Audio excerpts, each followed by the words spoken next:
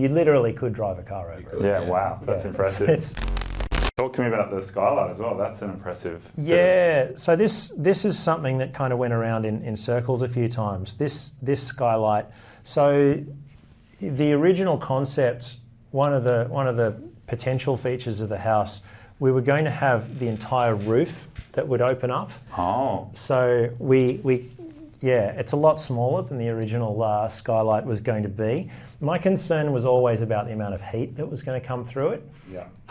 So if you had, if you think about like a 6 metre by 6 metre square of glass, so basically no roof.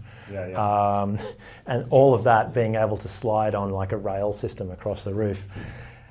The practicalities and the engineering was just a bit too much, but we have still retained this. I think it's a 6.5 metre by 2.8 metre skylight, which That's is massive. massive. That's still massive.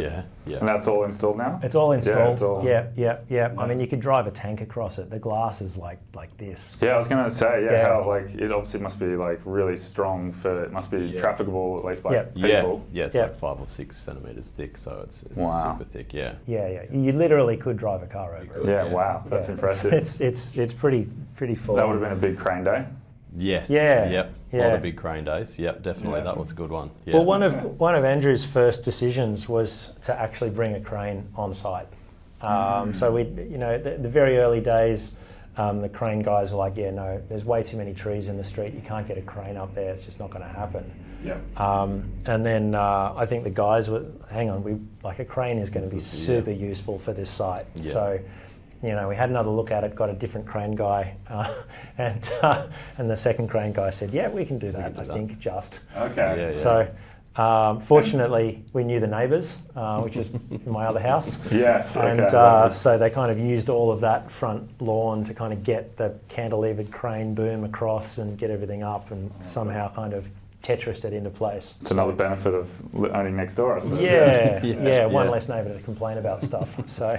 And what have the flow-on benefits of that been for you? Yeah, they've been huge. I mean, building a house of this scale, if you didn't have that crane, you might be having a portable crane come to site, 50 or 60 times. But we've now got a crane on site every day that we use probably 6 to 8 hours every day. And so that just speeds up bringing in huge pieces of glass or taking something small like rubbish out. And so, the cost benefits are easy because it's much cheaper, not only for the crane, but then the material handling just with manpower and the like is cheaper because they're not having to bring everything to the front of the street or anything like that. So, it's a no-brainer. Yeah, for sure. The guys were using the skylight as crane access to, deliver goods inside the house, so scaffolding and that sort of stuff, all that.